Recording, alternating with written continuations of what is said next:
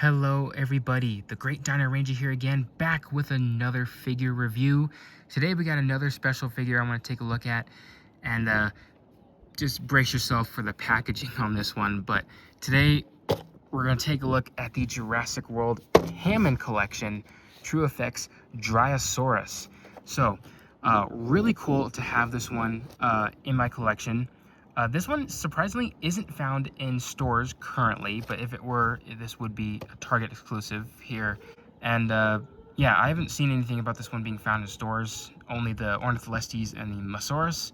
But this one I did manage to get off of Amazon, and I ordered this, I believe it was last month. Yes, it was in January is when I ordered it. And it just showed up today, actually, at the point of recording this. Yeah, I'm really happy to have this. Though when I got it in the box, when I opened the bag that it came in, the box is like totally destroyed on this one. So this part of the body is sticking out, the back right, or the bottom right here is popping out, kind of damaged up here. So again, the packaging is not very pretty to look at. It's not in the best condition, but I checked the inside. Overall, the figure is still there, all the pieces are there, so that's all that really matters to me. But yeah, here we got Dryosaurus, a new species from Mattel, and what's cool is that this is the second dinosaur that we've gotten from Mattel that their debut is only in the Hammond collection and not in the main line. The only other dinosaur that's ever happened with, as far as I'm concerned, is the Corythosaurus from Jurassic Park 3. That dinosaur never got a mainline release as of yet, anyway. The only first release it ever had was the Hammond collection, and the same thing can be applied with this one, or the same thing is applied with this one, the Dryosaurus. Again, no mainline figure of the Dryosaurus. The only first figure we have of this one from Mattel is the Hammond collection, and still, I love the Hammond collection, so to get a brand new species is always a plus, and Dryosaurus is a very unique addition, in my opinion. Like it wasn't something necessarily like that had to be done in the Hammond collection, but it is a very welcomed one for sure, and I do appreciate it.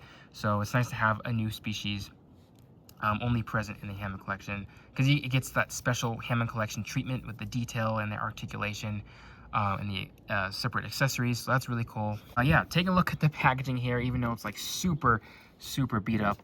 It's your standard True Effects packaging for these smaller dinosaurs. You can see the open window right here. You can see a good look at the figure. Hammond collection, Dryosaurus. This is another smaller little dinosaur that lived during the Jurassic period. I think part of the Morrison formation, actually. So kind of cool how we have a bunch of these dinosaurs from the same formation. You can kind of pair together. You know, you can pair with Ceratosaurus and Allosaurus and Stegosaurus. So that itself is really cool to have one of these little mini Jurassic herbivores running around. So you got a nice little render of the Dryosaurus in the back here, which looks really good. Really nice detail. I like the colors on it. The eye really pops, and it pretty much matches what you're getting in the toy. So I really do like that for something that's not in the movies. And you got Jurassic World, the T-Rex logo up there. And here on the side it says Hammond collection, and a nice little picture of the Dryosaurus, and a little bit of description that just says the Dryosaurus has increased posability, multiple points of articulation, and dynamic accessories for epic scene creations. So this is the same description that we got in the last two smaller ones. So I mean, which makes sense because these two aren't even in the movie, so there's really nothing to talk about. Though again, they probably could have just done a little bio on just the species, you know, even if it's not from the movie. Just give a little brief description, like a small dinosaur that lived during the Jurassic period, part of the Morrison formation, you know, lived alongside so-and-so. But they could have done that. And it says Jurassic World. Again, very weird how they said that. Whichever novel this species is from, they could have just put that same logo on here, whether it's Jurassic Park or The Lost World. But that's just my little nitpicks. And then here on the back says Jurassic World again, Hammond collection Dryosaurus, and the same bio. Couple of nice little renders of the Dryosaurus in the back. I like how it has two different accessories for the open and closed mouth, so very similar to the Sinoceratops.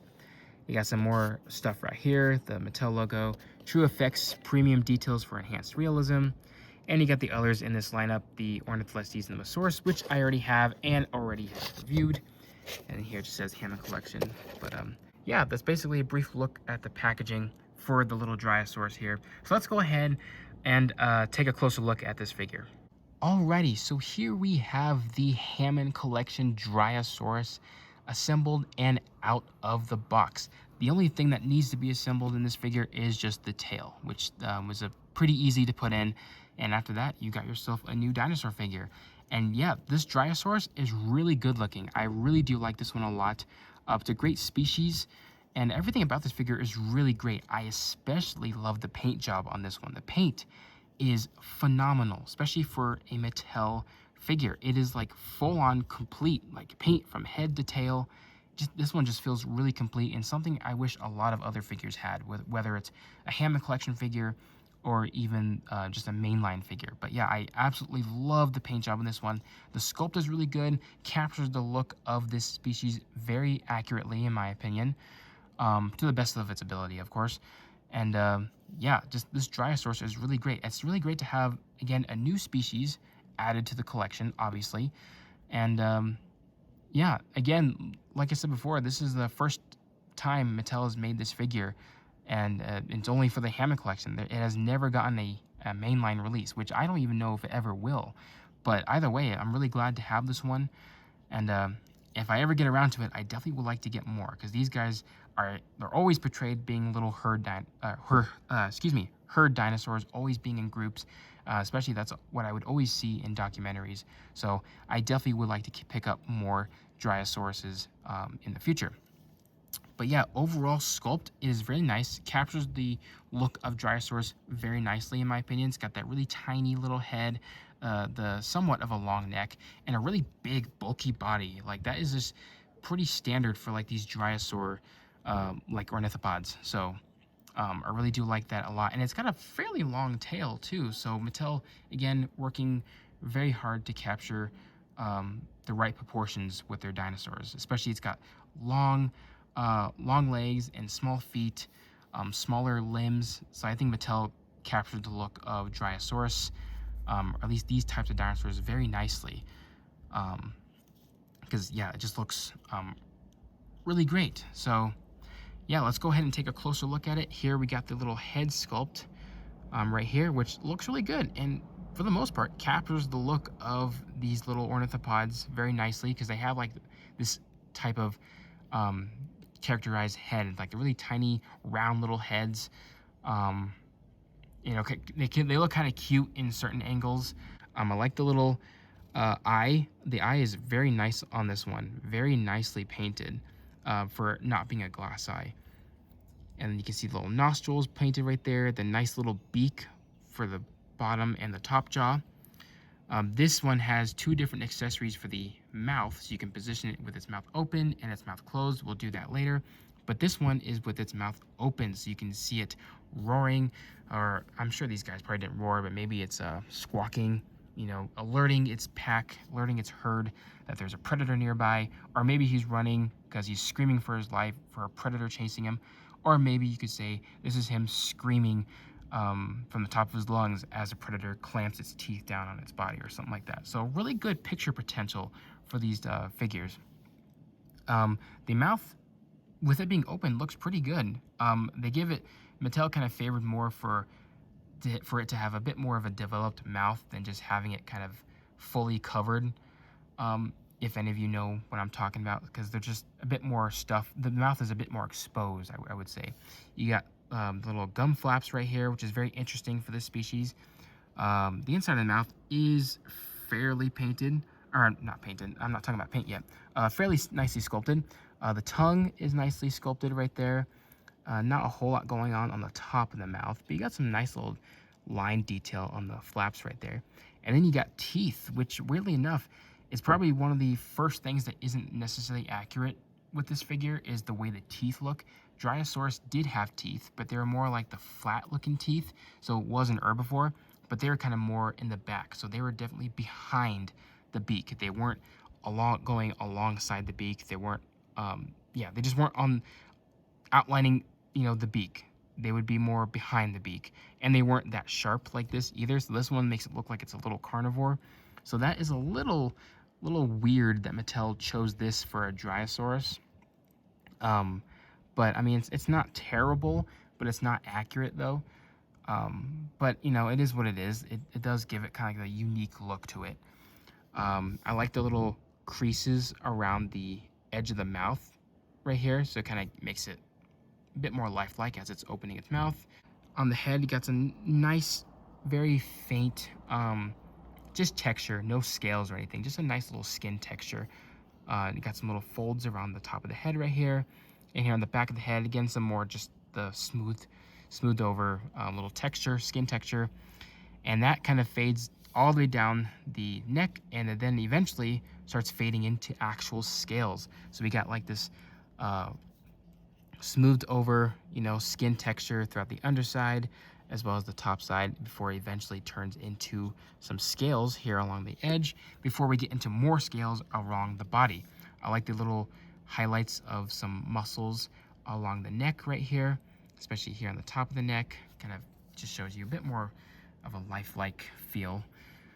Then moving on to the body, the big bulky body that these dinosaurs have looks really good. I really do like it a lot. For the underside, it's just going to be this smoothed over skin texture. So it's not a whole lot going on, no scales. But there is a lot of detail though in terms of the sculpt. But it just feels a bit more smoothed over, which is not bad, but kind of makes sense for an underside portion of the dinosaur. Which then transitions into scales or like this really rough textured skin texture, but we'll get into that in a second. The entire top of the body though is just scales galore. Kind of hard to see, but the entire ridge or the spine back here has like these really large plate-like scales, which are very reminiscent to like the scales you'd see on the underside of a crocodile, if that makes sense. Which even the baryonyx in the Jurassic World movies has that same thing on the underside as well. So that's really cool looking little plate-like scales here along the spine, which is really cool. And then it fades into smaller scales along the side of the body, which look really good. So yeah, Mattel did an excellent job with the scale work on this one. And the muscle detail too was really nice too. You can see where the shoulder blade is, and this part of the body where part of the hip bone is. Don't know all my muscles and bone names, but hopefully you guys understand what I'm talking about. And you can see some more of that scale crocodilian looking texture here on the side right here, which looks really nice. So yeah, I really do love the detail. It's kind of hard to see in person sometimes because of all the paint, but right now you can see it just fine and it just looks really great. For the front limbs, the little arms right here, nicely sculpted. A little bit of some muscles kind of poking through the skin, but it's mostly covered in like this rough skin texture all over the arm. The hands look really nice too. They're positioned in an accurate way. They're facing inwards. There isn't a whole lot going on in terms of detail. There's a little bit of finer line texture going on there, but there really isn't a whole lot, which leads to the other inaccuracy. I believe Dryosaurus had 5 digits. I'm not sure if all of them would have been covered or would have ended in a claw, but I think it had 5 digits. This one only has 4, so Mattel's only missing just one more tiny little digit to make it fully accurate.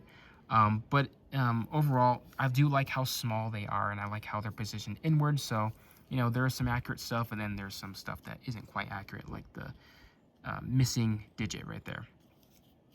Then moving on to the hind legs, they look really, really good. I like how long they are, captures the look of these speedy little herbivores right here.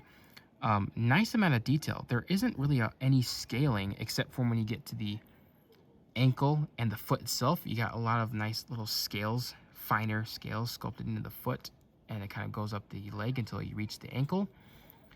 But other than that, everything else is just, you got some scales here along the back, maybe just a little bit, but that is still kind of along the ankle.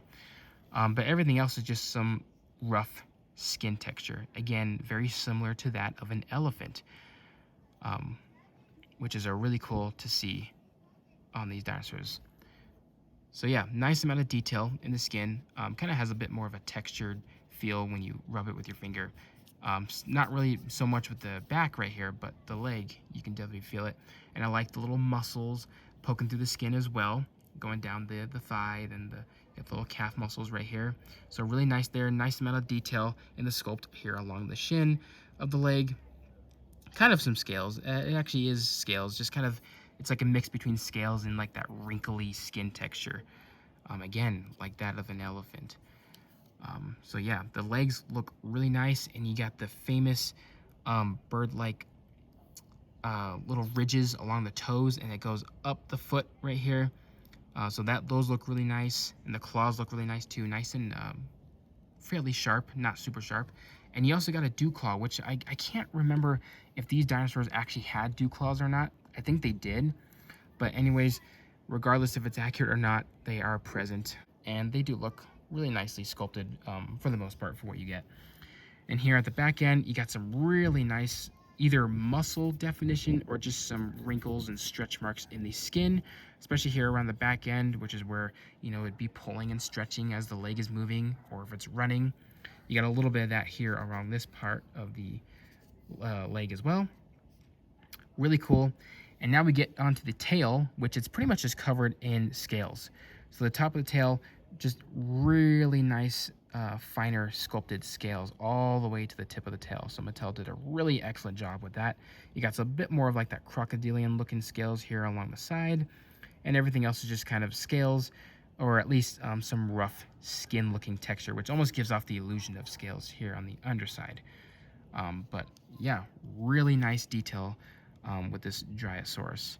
Now we move on to colors, which are actually pretty accurate for the most part. Now I say that because this dinosaur, this Dryosaurus figure, is based on the appearance of the Dryosaurus from the original Jurassic Park novels, which is what a lot of these figures Mattel has been doing, especially ones that didn't appear in any of the films.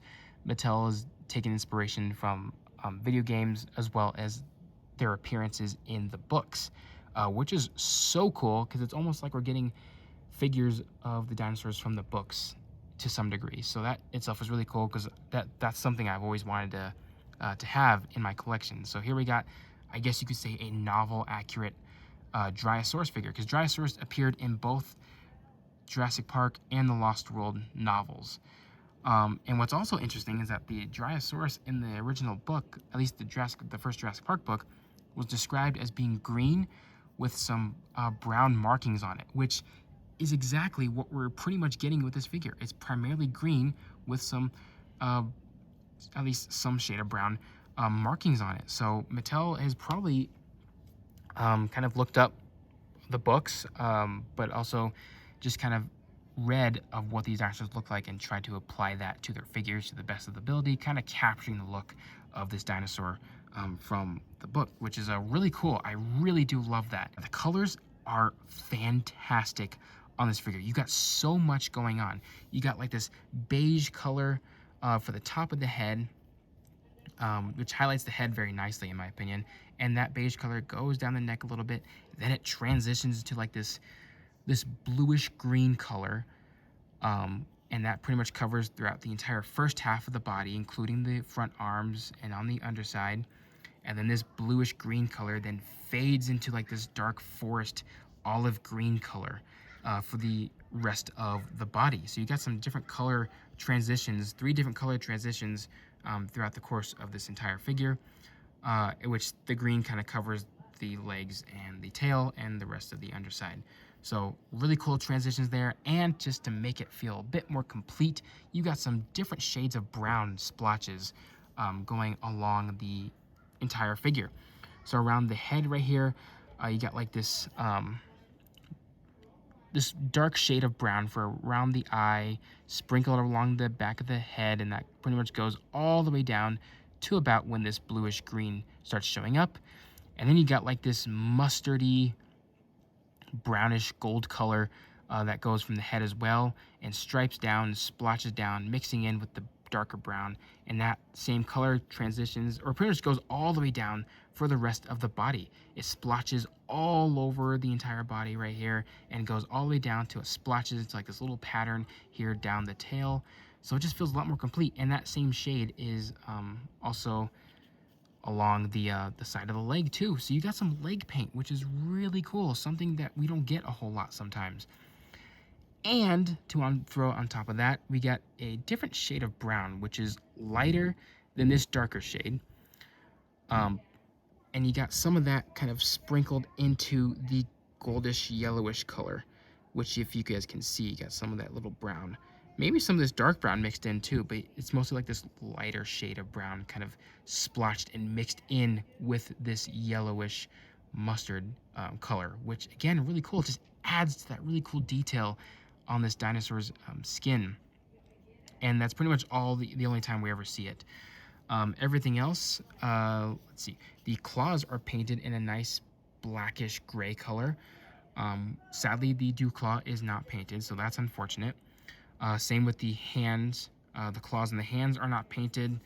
But again, it's not too bad because they're super tiny little hands, tiny little nubs for claws. So I guess it's okay if those ones aren't painted, but it would have been nice to see the dew claw painted. And here for the mouth, you got a really nice color for the eye. It's primarily just a yellow with a black pupil and a little bit of like this greenish blue color highlighted around the yellow eye, which makes it pop. And then you got this darker, blackish gray color for the beak. And then the inside of the mouth is all painted in like this fleshy color. Kind of hard to see on camera right now, but this fleshy color. And the teeth are painted in a white color. So again, this figure just feels very complete, and I really do appreciate it a lot. Definitely one of the best of the smaller Hammond collection dinosaurs. Mattel did an excellent job with this one. So articulation, nothing in the mouth. We'll get to that later, but this first part of the head can move down about that far. Make it move up about that far, so you can like squawk at something if you want. It can also twist all the way around, so you get some nice have it looking. So when you twist it, it'll also go up and down on this little joint, so you can get some really nice posability with it looking around and all that. So that's really cool. Then this part of the neck, you got this little neck joint, makes it go up at that far, down about that far. You can't really go down too much, but again, with this head joint, you can make it look down a bit further. And it can also swivel, a little bit stiff, but you can swivel 360. So you get some really nice posability with the neck on this one. And then with the arms, the shoulders can pivot in and out, and they can rotate forward and backwards. And the little elbow joints right here, I'm surprised they actually gave elbow joints for this smaller dinosaur. It can move forward and backwards as well as rotate. There isn't any wrist articulation, but I don't really think we need it for a little dinosaur like this. And then we move on to the legs. We'll get on this side. They do pivot in and out, which is pretty typical. And the back legs here, they just move forward and backwards. They do lock into place during one area, which might be its resting pose, but it can move forward and backwards. And then we got the knee joint right here, which again can move forward and backwards. Hopefully you guys can see. I don't know why my camera isn't focusing, but it can move forward and backwards as well as rotate. And then we also have ankle articulation, which I said this with the Mosaurus and the Ornitholestes, but we're finally getting some ankle joints with these smaller dinosaurs, which we never used to get. So this is very, very much appreciated in my opinion. I mean, maybe we've gotten it with past creatures, but I don't know. I just remember it more now than previous ones. I'll have to look back at all my other smaller figures I have. But you get the ankle joint right here, which moves forward and backwards, as well as rotate.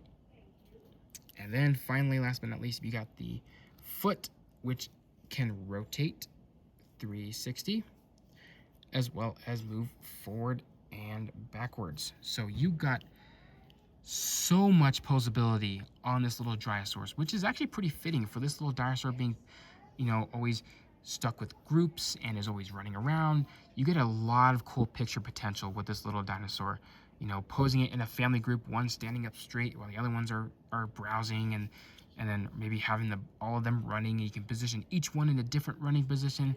You can have so much fun with a flock of these little Dryosaurus figures. And then lastly, you got the little tail, which again is on a ball joint. You can move side to side, up and down, and you can rotate it. And this one also has a bendy wire in the tail. So you got some nice little posability with that too. And yeah, that's pretty much it for articulation on this little Dryosaurus. And I'm very, very pleased with it. Now we're going to get on to the little accessory, which a lot of these dinosaurs are starting to have now. This one just came with a different jaw piece, so you can position it with its mouth closed instead of its mouth opened. So the mouth open is really cool too, but you just gotta take it out. It's kind of a little hard to take it on this one because I've already tried this out already. And by the way, the jaw here, same with this, where is it? This piece of the jaw is made of a softer, more sturdy rubber, which is different than the top of the head right here. So it might be easier just for manipulating it and taking out and all that. So that's probably a good thing. So here I am trying to viciously rip off the jaw, but here it is. You can see the inside of the mouth right there. But very nice. You can see the little peg hole right there, and you would take this little closed piece, which you can see the tongue and the teeth, which are actually not painted, which is okay because it's already in the mouth is already going to be closed. There's really no need to paint this one, but the lower beak is painted. So if we put this little peg piece in, hope you guys can see it. Just stick it in just like that. And there you go. Now you have your Dryosaurus positioned with a closed mouth. Now it is kind of an eyesore to see this little crease of the jaw piece right here because it almost looks like it's supposed to be the mouth, but it's not. The mouth is only ends right here. But it's not terrible, I would say, at least in my opinion. So that is really cool. I really do like this little Dryosaurus. And it actually looks really good with its mouth closed. I might keep it like that for a while, unless I need it with its mouth open for a picture or something like that. But still, very, very, very cool. All right, so first up, we have the Dryosaurus compared with the human figure. Here we have Dr. Henry Loomis, and this leads to another inaccuracy with this figure, and that is the size. Dryosaurus was definitely not this big compared to a human. They're actually pretty small. I would say, I don't know, maybe up to his belt, maybe in height, maybe smaller than that, maybe bigger than that. But I just know they were definitely not this big compared to a human. So again, kind of a letdown that this guy wasn't super small, but just by itself, the figure looks good. But when you compare it to a human, it's not exactly the most accurate thing. And finally, last but not least, here we have the Dryosaurus compared with the other two smaller Hammond collection dinosaurs, a part of this newest or most recent Hammond collection wave, the Ornitholestes and the Mosaurus. All of these are based on the novel appearances, or at least they're all based off the appearances of these species from the Jurassic Park novels, which is really cool. And they all look really great together. Great color contrast between them, great detail. And yeah, I'm really enjoying these newer, smaller Hammond collection dinosaurs. And I can't wait to see what else we're going to get in the future. Alright everyone, so that's about to wrap it up for this review. I hope you guys enjoyed it. I really do love this figure a lot. It is one of the best smaller Hammond collection figures. I just think Mattel did an outstanding job with this one. Sure, there are some inaccuracies here and there, like the teeth and the missing digit and the obviously the size, but